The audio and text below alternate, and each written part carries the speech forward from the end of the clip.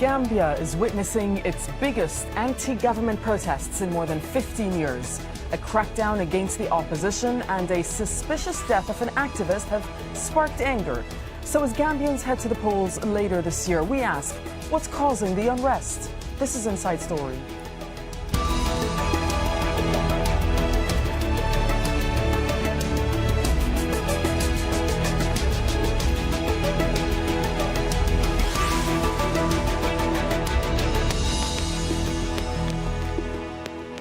Hello and welcome to the program. I'm Dedine Abugeda. It's rare for Gambians to take to the streets and show their disapproval of the government. President Yahya Jammeh has ruled the small West African nation for more than 20 years. He's a leader known to be intolerant of dissent. But his government's reaction to a rally held a week ago has outraged Gambians. Dozens of opposition activists were arrested.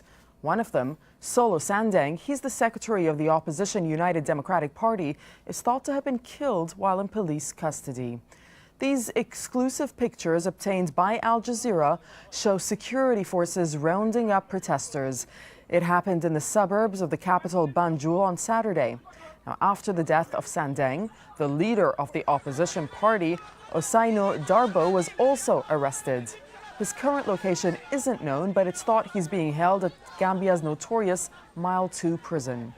Before we bring in our guests, Al Jazeera's Nicholas Hack reports from the Senegalese-Gambian border. The protest took place just 30 kilometers down this road across the Senegal-Gambia border. Few have managed to report inside the Gambia. Such is the level of control of information the state holds. Now, despite what international organizations describe as gross human rights violations, such as the stifling of freedom of speech, arbitrary detention and torture by security forces of the Gambia, Gambian opposition activists are determined to get their voices heard and continue their protest movement. They're protesting for electoral reform ahead of the presidential elections expected to take place December 1st. Now, this is the fifth elections taking place since Yahya Jammeh came to power back in 1994, 23 years ago. The United Nations has condemned these arrests and have asked Gambia to release all opposition activists. Gambia says those protests were illegal. Today, protesters will appear in court, and Gambians will be keeping a close watch to see who among the opposition leaders appearing in court are missing. Nicholas Hawk, Inside Story, Karang, at the Senegal-Gambia border. Well, Gambia's information minister has said that he had no clue if the detained opposition protesters had died in custody or where others were being detained, but asserted the demonstrations were illegal.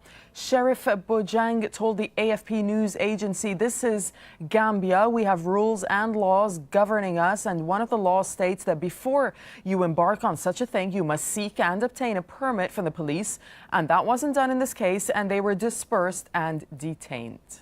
Gambia is one of Africa's smallest countries, known as a popular tourist destination that attracts thousands of visitors to its Atlantic coastline resorts.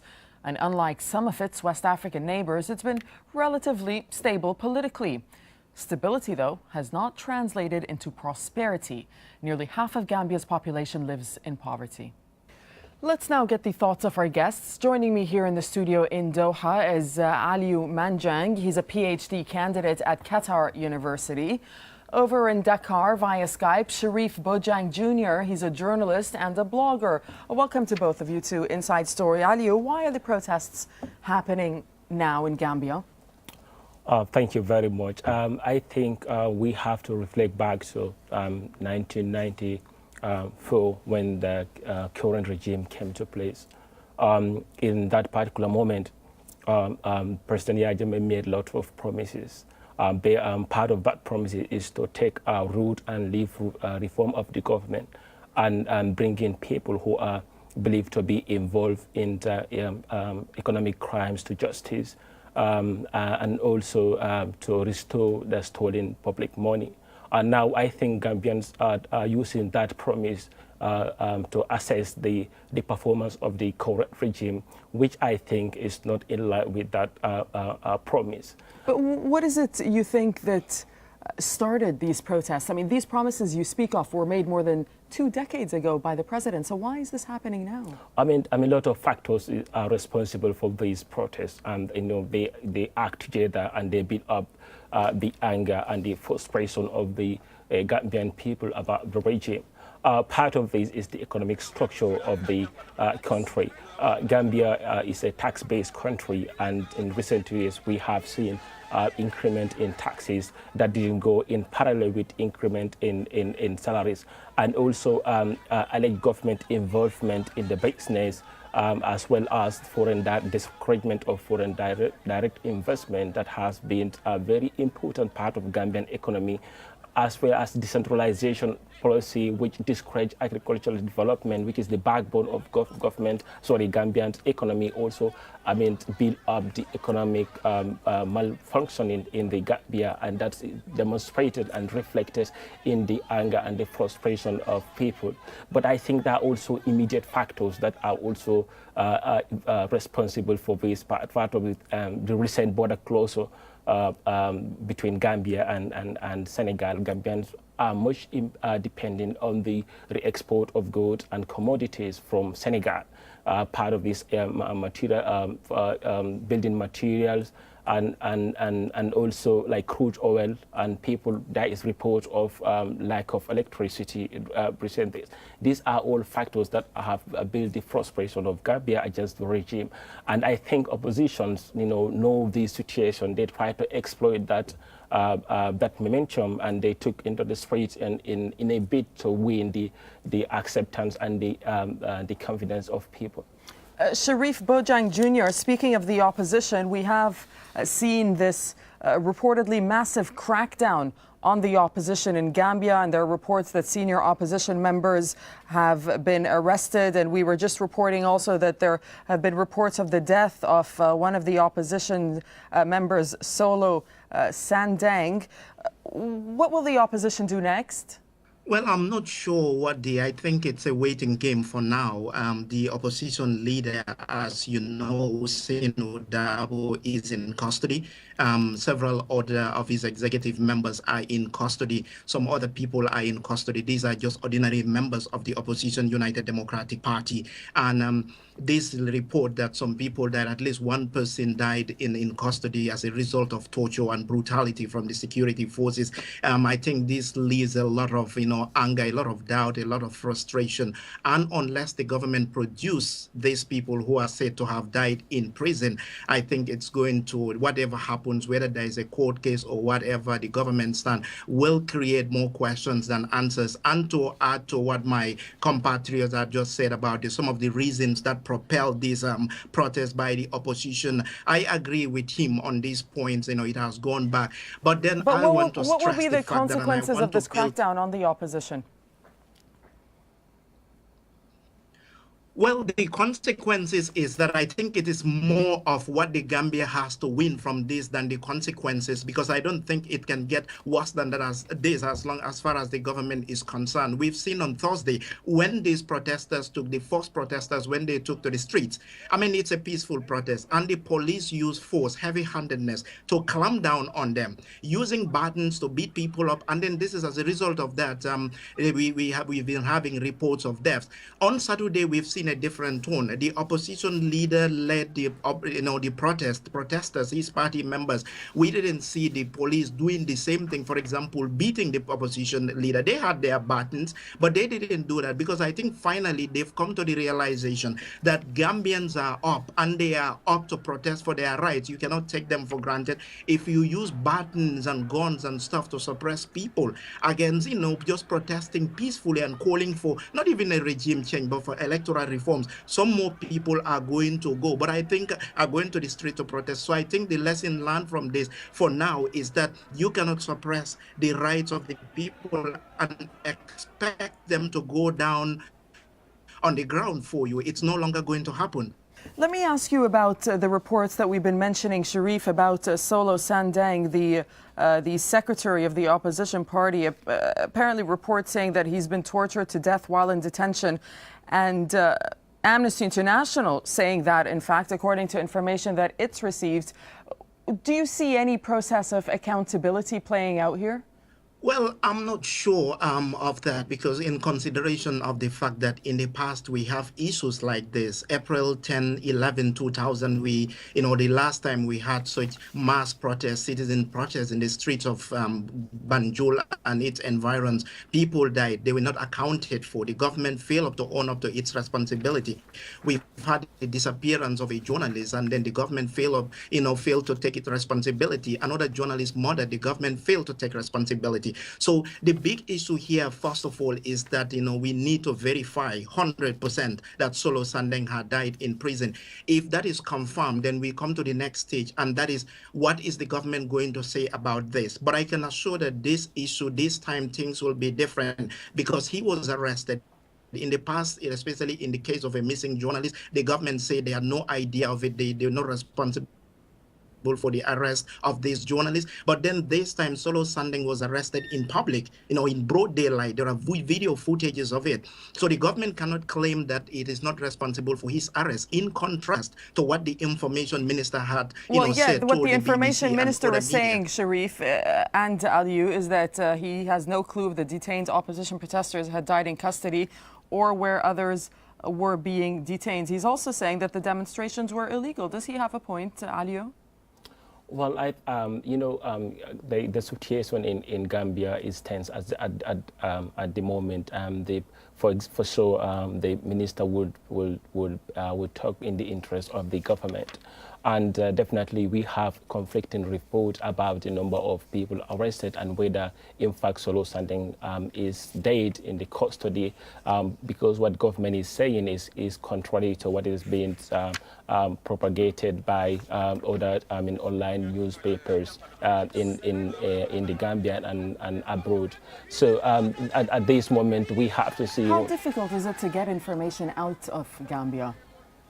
Well, I think in recent years we have been seeing a crackdown on the journalists, both local and international media. People are not, international media have rare access to information in the Gambia, but I think now that's no longer an issue there because we have lots of online radios in diaspora. More than 10 or 11 radio, and they have access to Gambia through the assigned, informal journalists who provide them with information. And also now we have seen kind of proliferation in number of satellite dishes which Gambians have in their possession, and they are able also to connect to like external or through Senegal media, which are also very much in extensive coverage of what is happening in Gambia, because the border is fluid and it's very easier for them to go and have what they want without being intercepted by the government. Sharif, for you as a journalist, is it difficult to verify information coming out of the country? It is very difficult to verify any information from the Gambia because what is happening is, in order to verify information from the people on the ground, they themselves need to be informed first. But the Gambia, there's no independent journalism. People who attempt, including, of course, the information minister, who is also the owner of the Standard newspaper.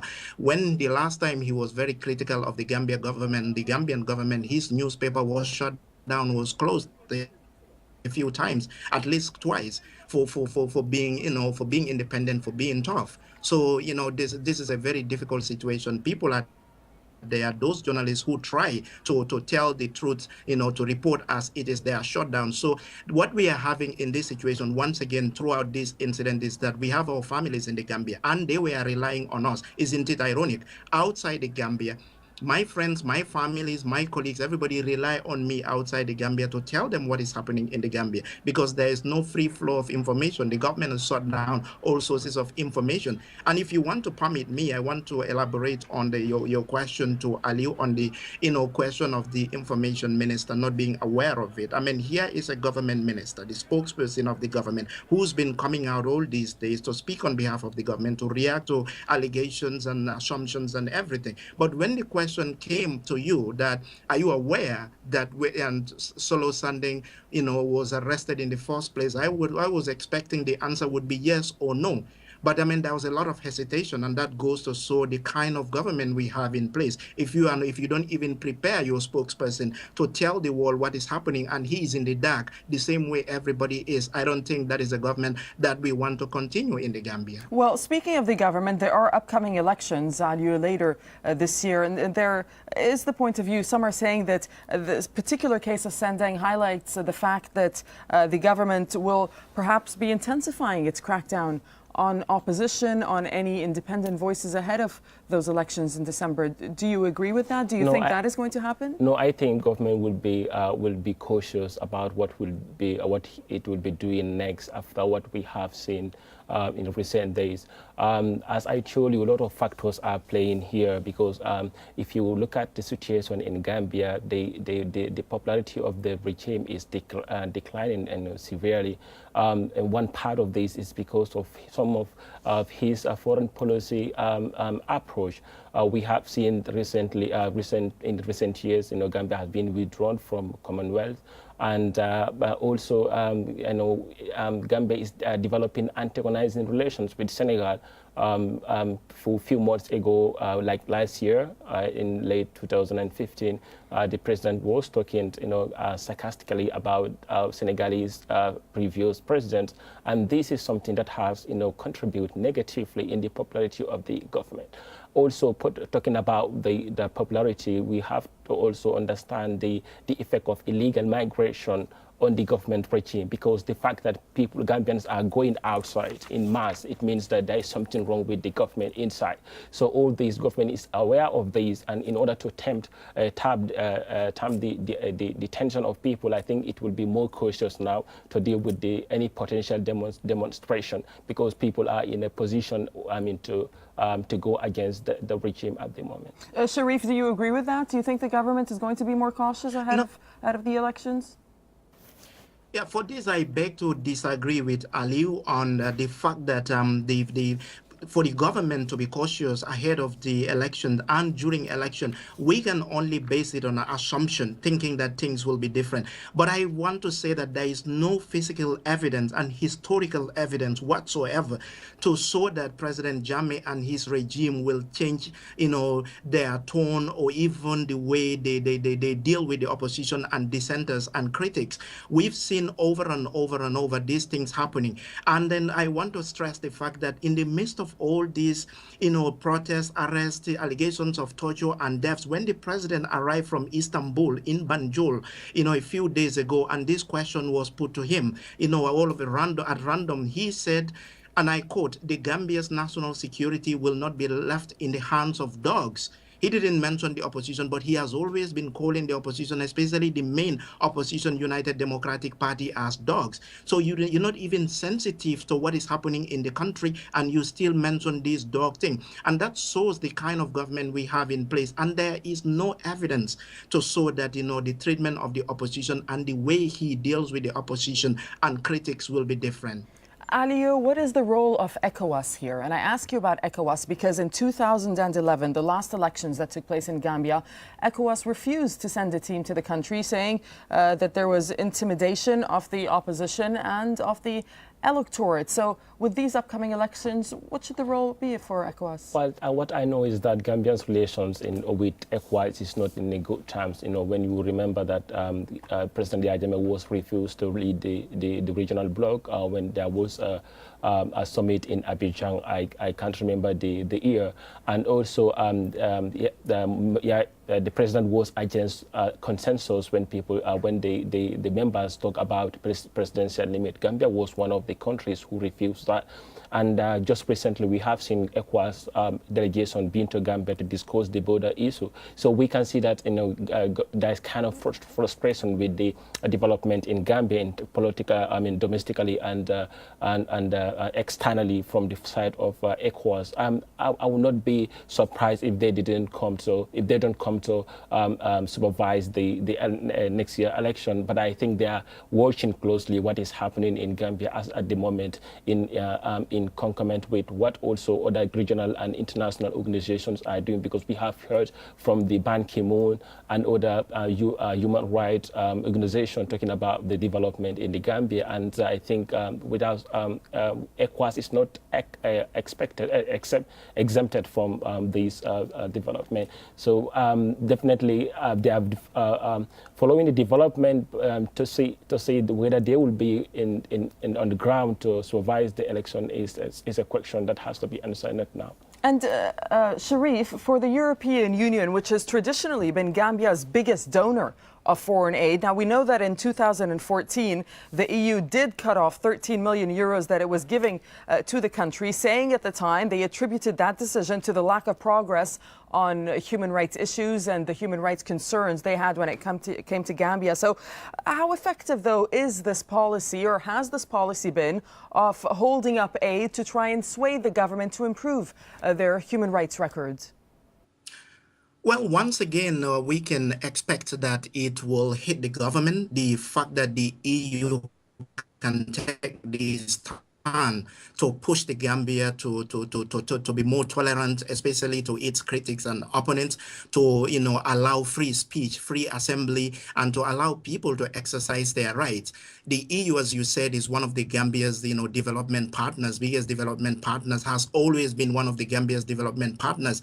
And the fact that the EU can withdraw some money that there's a huge amount of money to Gambia, and as far as the quest to develop the Gambia is concerned, as the president has been trumpeting all these years. So this is a big setback for us, the fact that the European Union can withhold money that they supposed to go into a lot of projects in the Gambia. But let's also bear in mind that it's going to hit the Gambia if the EU, come up with much stronger, other than the press releases and condemnations on papers and online and all those things. If the EU decide to go further than that, it will hit the Gambia. But I'm not sure that it is going to hit the Gambia at such a magnitude that it is going to force, President Jammeh to even make major changes in the Gambia, for example, because he said this a few days ago when he came to the country from Istanbul, where he went, in Turkey, where he went to attend the Organization of Islamic conference, meeting there. And then he said, he boasted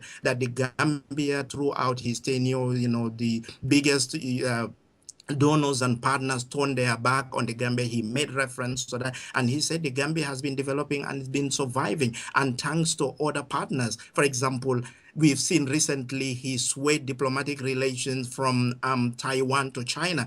And of course, it's about money. And the announcement that the next OIC, Organization of Islamic Conference, will be held in the Gambia. And he talked about money, the wealth of these people, the wealth of the Arab world, and stuff. And he is expecting that will be a bumper harvest for the Gambia as far as money and, and finances are concerned. So it will, the EU condemnation, the EU action, further action, any action the EU will take will hit the Gambia, but I don't know. I'm not sure it will hit it to the magnitude of Jammeh making major policy changes in the country. Do you agree with that, Aliyu? And what needs to be done for these policy changes to take place in Gambia that the people request? Well, I echo him when he talked about the foreign policy shift. We have seen that in the Gambian foreign policy pattern, the president has been propagating these anti-imperialist, and that also forced Gambia to ally with anti-Western regimes like Libya, Iran in the Ahmadiyyan time, and also Venezuela, Cuba. But then, for some reason, Gambia have diplomatic relations with most of these countries, and now trying to look for alternative partners. And part of it now we have seen Gambia has developed relations with Russia and also with China. So I think what Mr. Boja is saying that is quite true. I mean, and Gambia is trying to expand its foreign relations, but in order to secure resources that has been cut from Gambia by other Western partners due to the what is being perceived as lack of good governance in Gambia.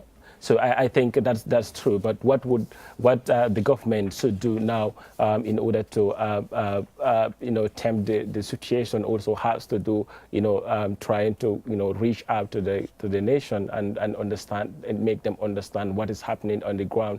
I think it's no longer workable to cut information from people because they have alternative sources of information. And I think taking that from against Gambia is going to be detrimental to the government. Okay, we'll have to leave it there. Thank you very much to my guests, Aliou Manjang and Sharif Bojang Jr. Thanks for joining us. And thank you for watching the program. You can always see the show again anytime by visiting our website, aljazeera.com. You can also have a further discussion by going to our Facebook page. That's facebook.com/AJ Inside Story. You can also join the conversation on Twitter. Our handle is @AJ Inside Story. From myself and the whole team here in Doha. Bye-bye for now.